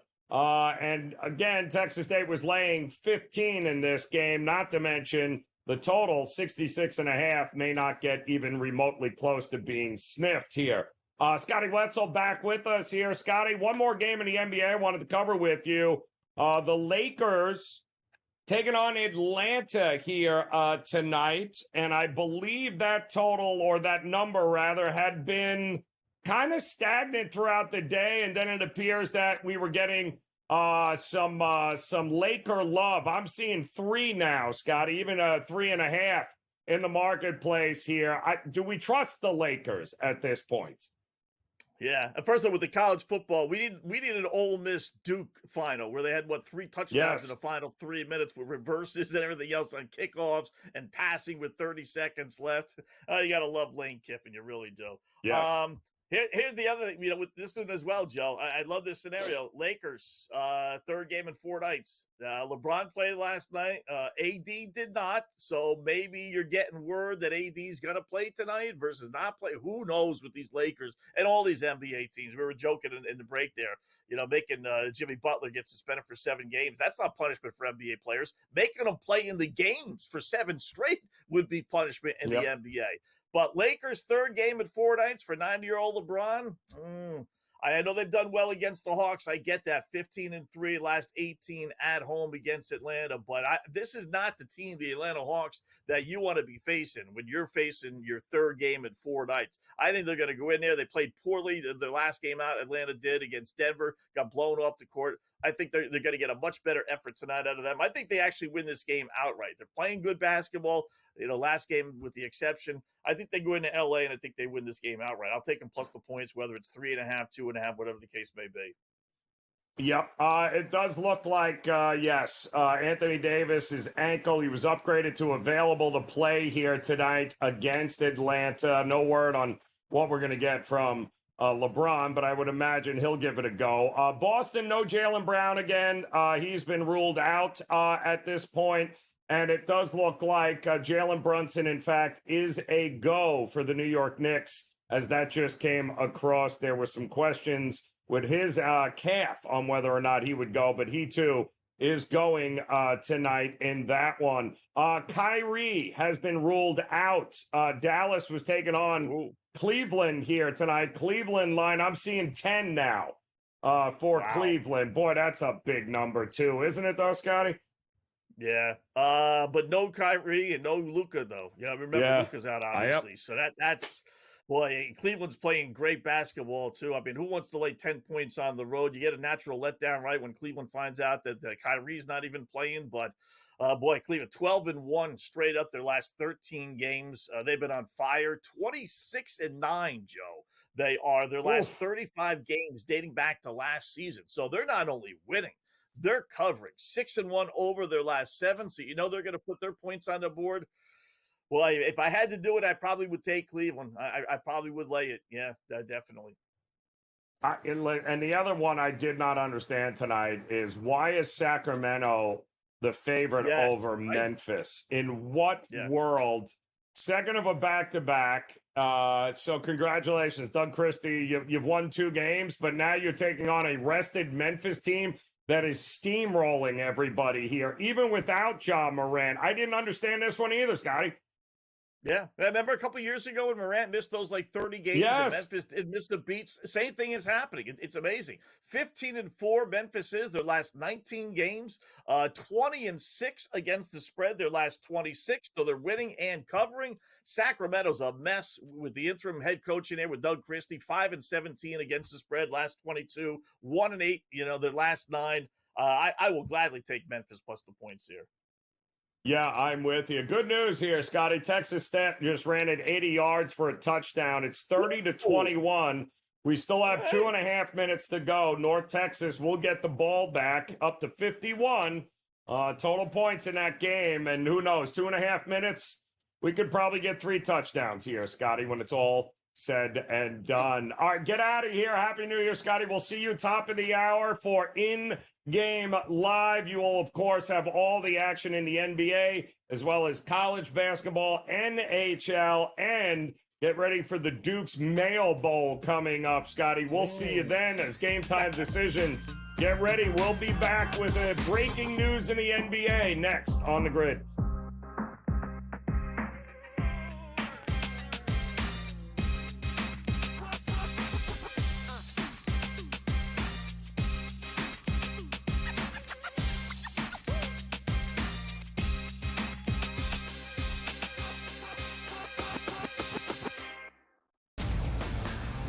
There's a lot of bowl games. I love all of them. Even if you don't like bowl games, you got to love the Pop-Tarts Bowl and what it means for college football. Who doesn't get excited for Pop-Tarts? But also, this is one of those where, Ben, I guess you could put your kids through college.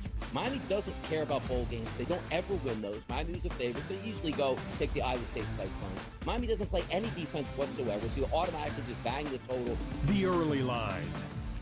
Only on SportsGrid.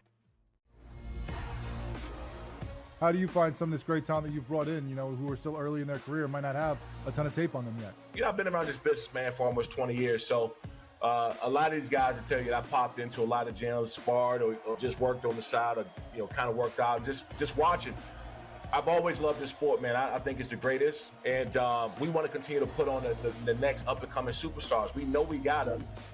Only on SportsGrid. Anyone that's been to a sporting event, the atmosphere before a game, I think Game Time Decisions has that same exact atmosphere. This is our arena.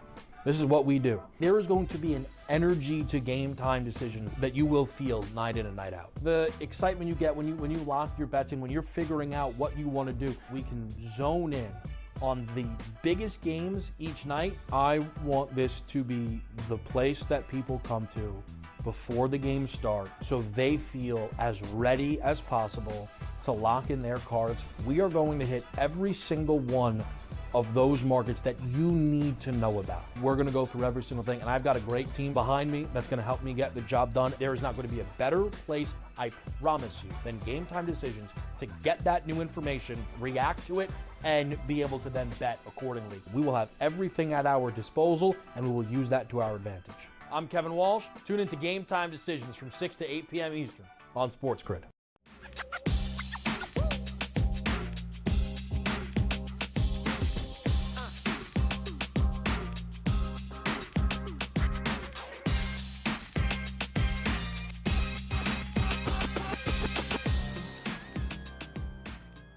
All right, welcome back in. Game Time Decisions here on the Sports Grid Network as we have breaking news coming out of the NBA. And, I mean, who saw this coming besides anybody that's ever followed Jimmy Butler in his career? The Miami Heat have announced that they have suspended Jimmy Butler for 7 games because of conduct detrimental to the team over the course of the season and particularly the last several weeks.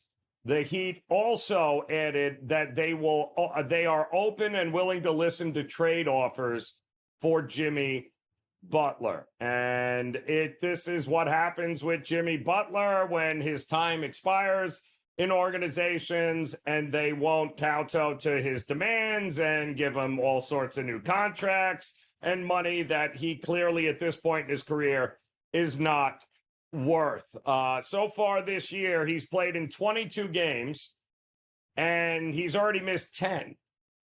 which, by the way, he's done in each of his 5+ seasons with the Miami Heat. And while, yes, he led Miami to 2 NBA Finals appearances and 3 Eastern Conference Final appearances since he got there in 2019, there has just been a clear disconnect between how Miami and Pat Riley view him at this point in his career or any future years based upon the contract he wanted and the talent that he has remaining. And that's it. And the stats don't, listen, the stats don't always tell the whole story, because I would much rather have Jimmy Butler on a team that wants to make a championship run than not have him on the team. But this is a guy that, it kind of mailed it in during a regular season. Sure, he showed up, but he alone wasn't good enough to be able to carry this team to any sort of finals championship. It's been a heck of a run. But at this point in his career, in this point at his age, I think Pat Riley in Miami, they know it would be absolutely suicide in order to pay him and give him another max contract at his age, this way at least. And the argument can be made that Pat Riley in Miami, this is 2 years too late. They probably should have considered trading him last year, or heck, even the year prior. What is it that Bill Belichick always said? I'd rather trade you a year early than a year late. And the problem is, Pat Riley, this is what you get when you're a year late. And now Jimmy Butler trying to force his way out of Miami. Well, congratulations, Jimmy. Looks like Pat Riley has had enough of you. Suspended 7 games here for conduct detrimental to the team. And now we'll see what kind of offers Pat Riley gets for Jimmy Butler, who will likely be playing on a different team sooner rather than later. Dave Sharapan in the house, stepping in. He, too, getting ready for in-game live coming up top of the hour. Some great games in the association tonight, Dave. None involving Miami, unfortunately. No. But, boy, I got to tell you, I'm looking forward to this Knicks and Oklahoma City game, because could this be maybe a preview of something we might get in June, do you think, here with the way these two teams are playing? Yeah, I mean, I guess that's a possibility, Joe. Great to see you. Happy New Year, you, all the listeners, viewers, everybody. I think the actual real maybe finals preview could be Cleveland and Dallas. No? That's the game I'm most looking forward to later. I can't believe the line. Cleveland's a gigantic favorite, one of the best stories of the entire season. They just keep winning. Nobody's paying any attention. This line is crazy on the road. But again, Kyrie was rolled out. Yeah, Kyrie was just rolled out. That's as soon as you see the line movement, it's either Luka's not playing, Kyrie's not playing. So Dallas has no chance to win. They might cover now because that number's absurd. Through the roof. As far as Jimmy Butler, I'll tell you what, I hope I don't get traded a year too late. I don't want to get traded. Like that's a really tough situation to be in, right? To be a teammate and to, try to say like, hey man, like we still are here. Like you're going to leave. Like we have to figure this out as a team. And there's no I in team in these situations. So Miami will probably be a fade. He does it all the time. Right? He did it in Philly. He did it in Minnesota. He did it in Chicago. Like everywhere he has been, when you don't give him what he wants, he gets all cranky, and this is what happens. And unfortunately, I mean, listen, it was a great 5-year run, right? You get 3 Eastern Conference Finals appearances. You made it to the dance. You didn't win any of it, but you gave yourself an opportunity. That's it. It's time to go. He's 35, 36 years old. Like it's time to move on, as North Texas has just scored again. And we're right back to it here, Dave, as this over is very much in play at the ServPro First Responders Bowl. It is now 30-27. This game closed total 66.5, I believe. And this thing was trending dead under until the last 3 minutes. We've had 21 points in the last 3 minutes. So and we still have, right? What do we got? We got 2.5 minutes to go? Minute and a half. Oh my goodness. Right oh my goodness. Over the total. Bowl season's been incredible. If you've been betting, I don't know if you've been watching, maybe it's been fun, maybe it's not. I'm kind of all bowled out. I mean, the two big games left are going to be great. I was down in Arizona. I went to the Fiesta Bowl. It was 80-20 as far as fans, and Boise State people were there, and us Penn State people just kind of showed up, and everybody had the Penn State minus the points, and it all worked out just fine. And now I'm getting texts from people about Notre Dame, and it's, I did NHL Today with Carver, and, I got to hear this Notre Dame stuff. Joe, it's nonstop. They're favored. I mean, all the favorites have won. It's painfully obvious that the better teams have won all this way. But that doesn't mean the favorites are going to win the rest of the way, right? I think Penn State's live. Do you? Well, I'll actually be at this game, Dave, on Thursday of next week. Just wanted to let you know I will be there for this game at the Arms. Yes, in Miami, because this should be, I think, these are two real defenses, two championship quality defenses that are more than capable of winning a national championship. And I might even willing to say that the winner of this game probably wins the national championship. Probably wins the national championship because I think both defenses are that good. And my problem with Ohio State, Dave, and tell me if I'm crazy here. The problem with Ohio State is that ever since they lost to Oregon way back when, everything they've done has always been about their pure motivation had been get even with Oregon, get back Oregon. We want they thought they were going to get it in the Big Ten championship, and what happened? They looked ahead and they got caught by Michigan. Now they had to wait a couple more weeks, had to play another game, and then they got Oregon. So now that they got what they wanted, this has got letdown to me written all over it. They look like a very determined team against Oregon. What's the determination on Texas? What's the ill will here? I think the ill will was just against the SEC. I'm just tired of listening to the SEC apologists. Alabama would have done this. Ole Miss. Lane Kiffin was talking about it today. It's just different. Yeah. You got to get up every week. He had some great quotes. I was laughing about it. I tweeted it today. I couldn't believe it. But he's got a point. Ohio State's the best team. Ohio State's the best team, I think, right now. Okay? Correct. They're the odds-on favorite. They should be. They did exactly like what they were supposed to do perfectly against Oregon. That ain't going to go that way again. But, Texas is dancing through the rain, not getting wet. This is, how many times can they get by? I don't know. I think it might come to, fruition there where it's Ohio State and Penn State in the final. Isn't it an odd the four best defenses remain? Talk more about that in Game Time Decisions.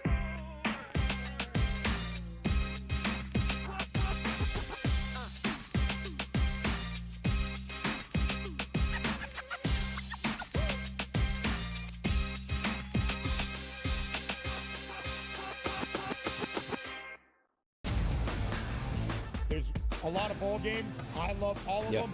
Even if you don't like bowl games, you got to love the Pop-Tarts Bowl and what it means for college football. Who doesn't get excited for Pop-Tarts? But also, this is one of those where, Ben, I guess you could put your kids through college.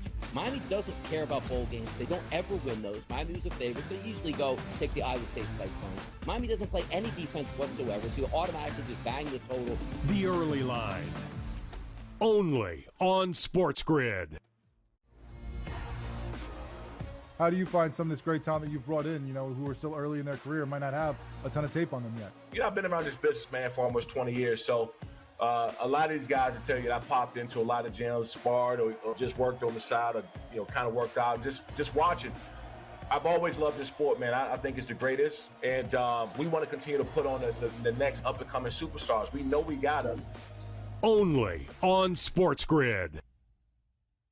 Anyone that's been to a sporting event, the atmosphere before a game, I think Game Time Decisions has that same exact atmosphere.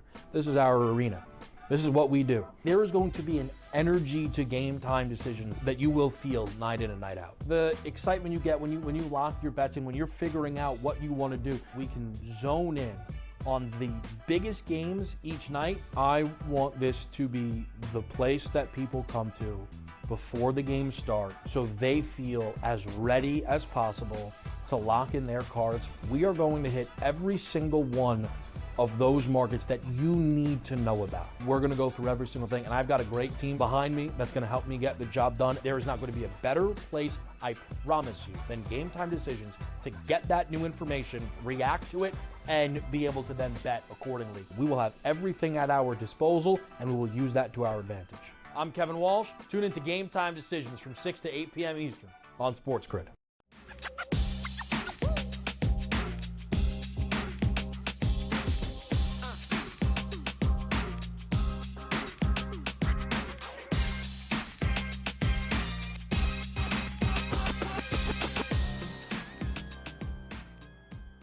All right, welcome back in here. Game Time Decisions on the Sports Grid Network. A very happy Friday to you here as the first Friday of 2025.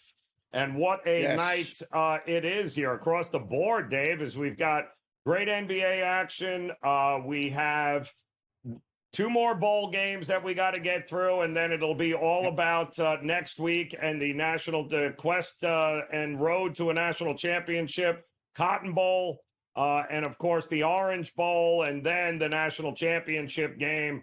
And it was funny. We were just talking, and they say, and it's cliche, Dave, that defense wins championships. And call me crazy, the 4 best defenses in college football, in no particular order, I think Penn State, Notre Dame, Ohio State, and we certainly know that Texas and what they did throughout the year. These are the 4 best defenses. I don't think that's a coincidence, Dave. I think that's balance, and I think that's going to make for very interesting football games there coming up.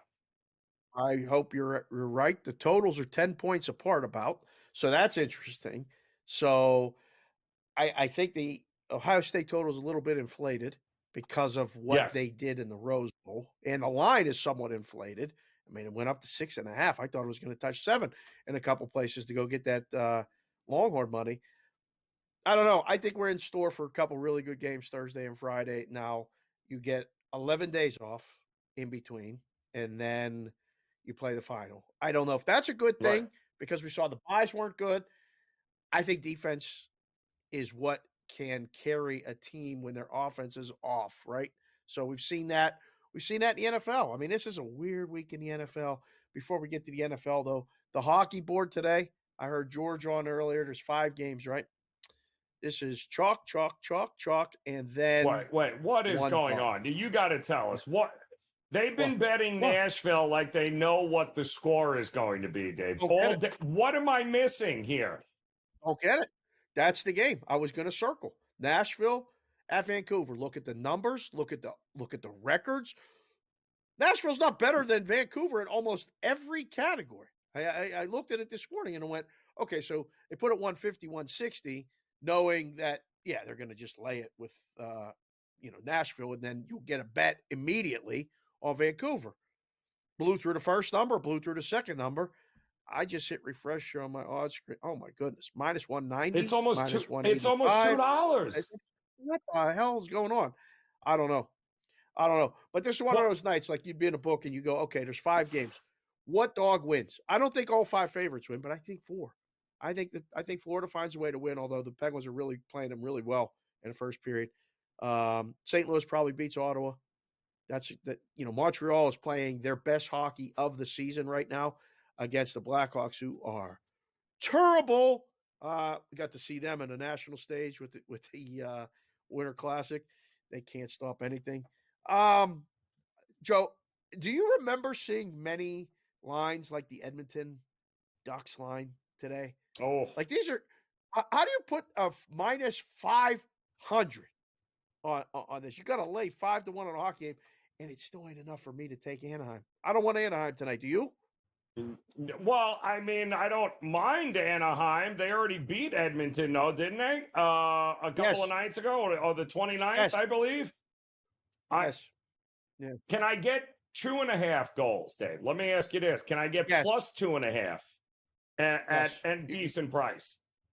I think you can get if minus 500 plus 2.5 should be even money, maybe even plus 110 if you just do the math in your head. So why not? That's what you're interested in. Yeah, plus 2.5 could be good. At even money? Woo! I got no problem with that. And what's with Montreal? I mean, have they are they? They should beat Chicago, but am I laying $1.40 with Montreal on the road? On the road, yeah, on the road. That one is uncomfortable, but sometimes an uncomfortable lay is the right side, and Yes. I think it is. I think the game will probably go over. Montreal's really, I mean, they're playing really, really well. So when you watch the games, they got a couple different lines. They got a couple guys that are scoring goals. There's probably prop bets in there. Should have asked McGinnis. I talked to McGinnis earlier today. Should have asked McGinnis for a prop bet in that one. Are you what taking about your the college Steelers, basketball? by the way, tomorrow? Are you taking Oh, the Steelers yeah. tomorrow? Are you? Yeah, they're going to win. I think Pharrell is going to the game. Isn't he? Isn't Pharrell going to the game? That can't be good for Pittsburgh. No, he's undefeated this year. The games he went to, is they he? won. Oh, Yeah. And you got to worry about that guy. Like last time he went, he never placed to stay. He was like, I was worried about it. He texted me and said, "Can you help me, please?" And I hooked him up with a friend of mine. He's got a place to stay. He's comfortable. He's going to go to the game. He picked a really good weekend to go. Did you see the weather? Oh my goodness. It's 17 degrees, I think. 24 hours. Yes. So I'll tell you what. I hope you enjoy that Orange Bowl and that game. I was in a dome at the Fiesta Bowl, and it was glorious. I don't want to be outside in that cold. No. I don't know if the Bengals will want to be outside. The other one I got to ask you is, I don't remember the last time I saw a line this big, like the Ravens number, was when the Patriots were going undefeated, and we were like, Uncle. Like, we were in the book going, I don't know what to make it. We made it 17, they laid it. We made it 18.5, they laid it. Just make it 20, they laid that too. We had to put it 21. This is absurd for an NFL game. The total, Joe, is 41.5. Like, there's no math problem unless it's 27-0 or 31-3, something like that, where they cover the spread, maybe 31-7, and it goes under. Does Cleveland score a touchdown and a field goal? Because I don't think they score both. Listen, there is no way I'm laying 20 points here for a team. All Baltimore has to do is win. That's it. They just have to win. And it's not like Cleveland hadn't already, beat them this year. I'm only laying 20, Dave, if I can't trust the defense, right? Yeah. Why can't we trust the Cleveland defense? Baltimore just needs to win. There's no style points involved here. That's a huge number in the NFL. Huge. It's just gonna go to 24.5 when they score first. Oh, I can't hear what he's saying. All right, we'll get you out of here, Dave. Game Time Decisions wraps it up next.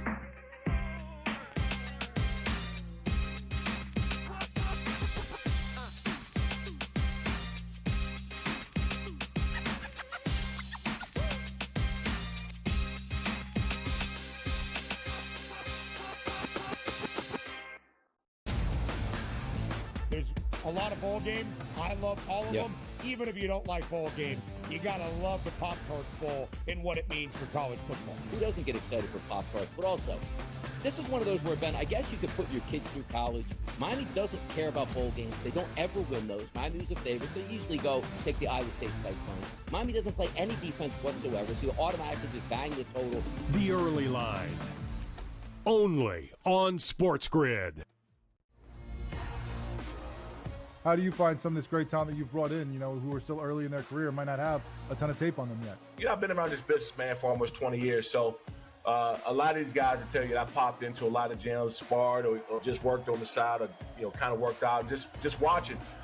I've always loved this sport, man. I think it's the greatest. And we want to continue to put on the next up-and-coming superstars. We know we got them. Only on SportsGrid. Anyone that's been to a sporting event, the atmosphere before a game, I think Game Time Decisions has that same exact atmosphere. This is our arena.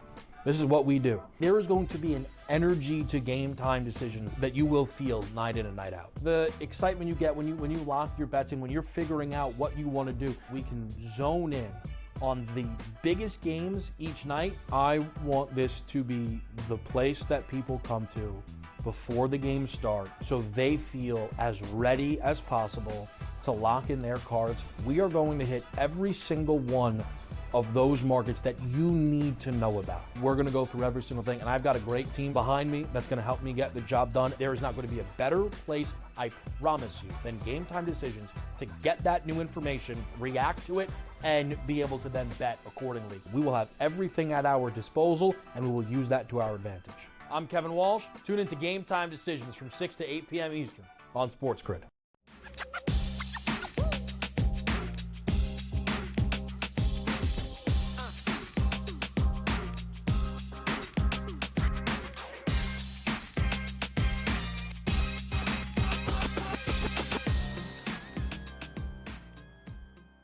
All right, welcome back in here. Game Time Decisions on the SportsGrid Network as we look to close out this first Friday edition of 2025. Dave Sherapan coming up here in just a couple of minutes. Him and Scotty Wetzel will cover it for In-Game Live. The first Friday edition here, Dave. What's the one game tonight we're looking forward to? Anything in college hoops or what?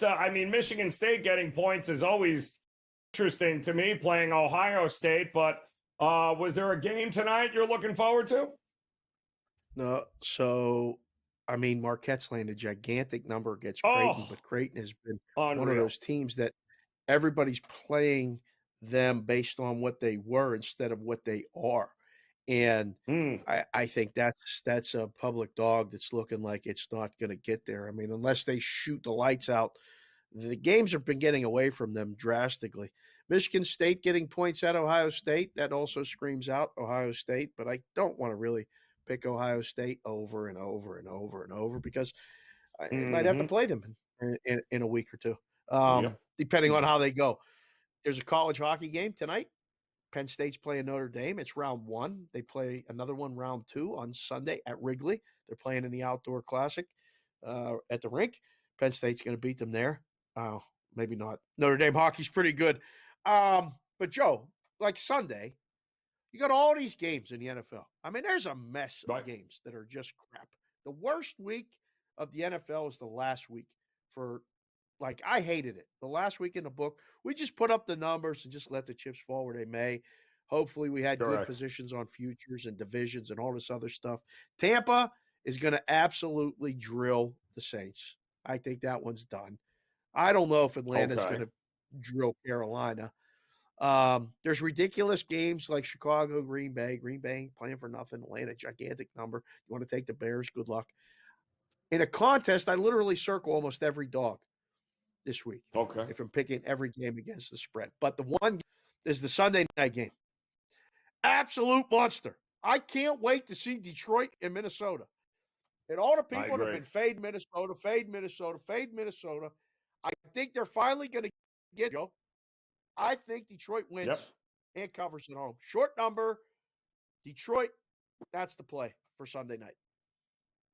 Get her done with Detroit there. Dave, get out of here. Should be a good one. Of course, we'll see you throughout the weekend here on the SportsGrid Network. But get ready. We got plenty of action coming up, including Minnesota and Va Tech going at it right now. That game already off and running, the Duke's Mayo Bowl. This is one of the final bowl games of the season. Tomorrow morning from the Bahamas, I believe, will be the final one as Liberty and the Buffalo Bulls will go at it, 11 a.m. Eastern time kick. But no score here, Minnesota Va Tech. Looks like Minnesota inside the red zone here. They were laying 10 at the close as Va Tech had a lot of opt-outs here in this one. But it looks like Minnesota trying to get some points on the board first in this one, and we'll see if they can get it done. All right, NBA action. Also looking forward to what's happening here tonight with the Knicks and the Oklahoma City Thunder. That game just a couple minutes away from tipping off at OKC. Knicks getting 4.5. And get ready for the Celtics and Houston. That, too, getting ready to tip off as Boston will not have Jaylen Brown once again in that game. Keep that in mind. And a little late night special there. Memphis getting points on the road against the Sacramento Kings seems a little head-scratching to me. Sacramento has won their last 2 games after firing Mike Brown, Doug Christie, the interim coach there. They just played last night and almost lost that game. I think Memphis comes in here and rolls them. That game, of course, 10 o'clock Eastern time tip. And then the Lakers trying to get back on track against the Atlanta Hawks. Also the second of a back-to-back for the Lakers. Atlanta getting a couple of points in this one. 3, it looks like.